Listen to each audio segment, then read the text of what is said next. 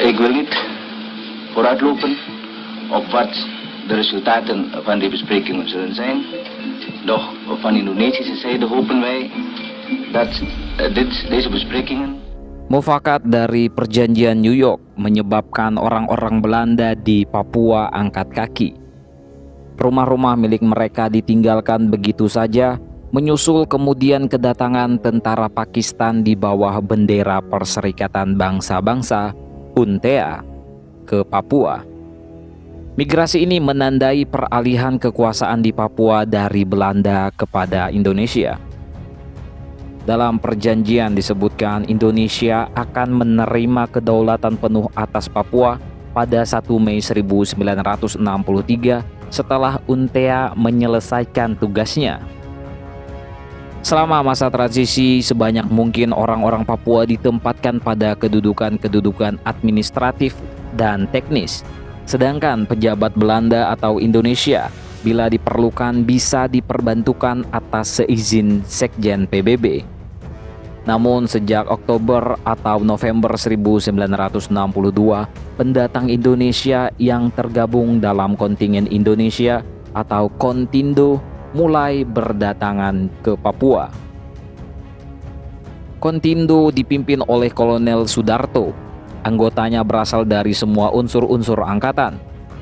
Kebanyakan dari mereka merupakan pasukan yang telah diterjunkan dalam operasi militer pembebasan Irian Barat.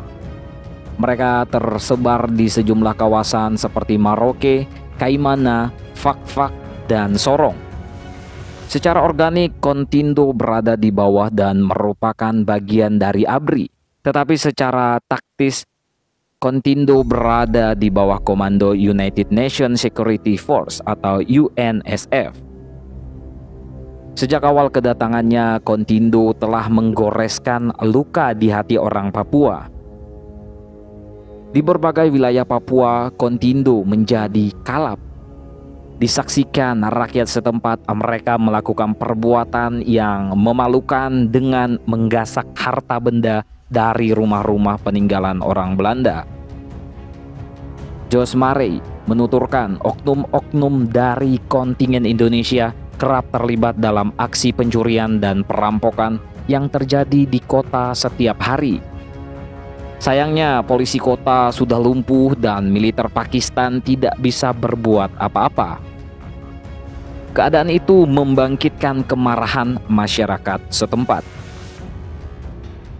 Sementara itu, Dorus Rumbiak, pejabat kontrolir di Wamena, menyaksikan aksi penjarahan merajalela begitu tentara Indonesia dan pegawai-pegawai Indonesia datang. Mereka pulang membawa koper-koper berisi barang-barang yang ditinggalkan oleh orang-orang Belanda. Penduduk lokal takjub, penuh keheranan melihat orang Indonesia yang datang hanya untuk menjarah. Menurut sejarawan Belanda Peter Droglever, masuknya pegawai-pegawai dan tentara Indonesia tidak sesuai dengan rencana. Mereka beroperasi dan menjalankan tugas sebelum waktunya. Padahal kesepakatan mengenai kedatangan orang Indonesia secara besar-besaran baru dimulai sesudah pemerintahan peralihan UNTEA berakhir. Tanpa sepengetahuan dari Sekjen PBB di New York, maka pelanggaran seperti ini bisa berlangsung. Dengan latar belakang demikian, penyalahgunaan wewenang di Papua rentan sekali berlanjut. Jenderal Abdul Haris Nasution mengakui telah terjadi salah urus pengelolaan negara di Papua. Pada Oktober 1965, Nasution yang menjabat Menteri Pertahanan dan Keamanan berkunjung ke Papua yang masih bernama Irian Barat. Saat itu Nasution meninjau operasi karya yang dikerjakan satuan-satuan KKO untuk membuat jalan ke pedalaman Pulau Biak. Setiba di sana, Nasution terkejut menyaksikan betapa mundurnya pengelolaan fasilitas maupun sarana pelayanan masyarakat. Gedung-gedung peninggalan Belanda sudah banyak yang terlantar.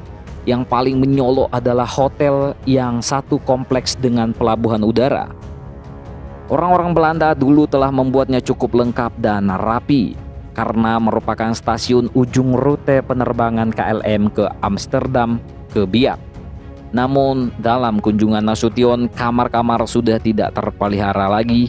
Ketika Nasution mengecek toilet, ternyata air sudah tidak jalan dan sisa buang hajat bekas orang lain masih tertinggal di situ. Perkara penjarahan, Nasution pun mengkonfirmasi kabar tersebut. Dia sempat mendengar laporan tidak resmi bahwa pasukan Pakistan yang menjaga keamanan cukup banyak membawa barang-barang ketika mereka pulang ke negaranya. Akibat dari tindakan tersebut, komandan pasukan Pakistan berpangkat Brigadir Jenderal dihukum setiba di Pakistan. Nasution mengatakan, terus terang TNI masih ketinggalan dalam hal ini. Memang menurut briefing yang saya peroleh, juga oknum-oknum TNI dan pegawai sipil telah banyak ikut mempreteli Irian Barat.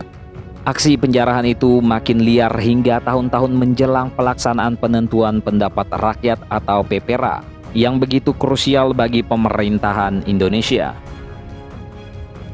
Pejabat Presiden Soeharto sampai menunjuk Brigjen Ali Murtopo untuk merancang operasi khusus atau Opsus pemenangan PPRA. Tim Opsus ditugaskan melancarkan gerilya untuk merebut hati masyarakat Papua. Setibanya di Papua, mereka menemukan fakta mencengangkan. Seluruh wilayah sudah dijarah oleh angkatan bersenjata kita.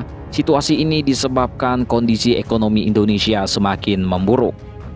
Yusuf Wanadi, anak buah Ali Murtopo dalam operasi khusus pemenangan PPRA itu juga mengakui terjadinya praktik penjarahan. Dalam memoarnya, Yusuf mencatat tim Opsus mulai bergerak ke Papua pada Mei 1967. Saat tiba di Papua, kelangkaan bahan pokok melanda masyarakat sebab makanan dan barang-barang lain sudah kehabisan persediaan. Botol bir dan alat-alat listrik bahkan sukar ditemui lagi karena sudah diboyong ke Jawa atau daerah lain di Indonesia. Keadaan di Papua menurut Yusuf Wanandi memang terlantar sejak Indonesia itu diserahkan ke Indonesia. Pengabaian itu terutama dipengaruhi krisis nasional yang berkembang di Jakarta. Akibatnya sentuhan dan perhatian pemerintah tidak berhasil menjangkau masyarakat Papua.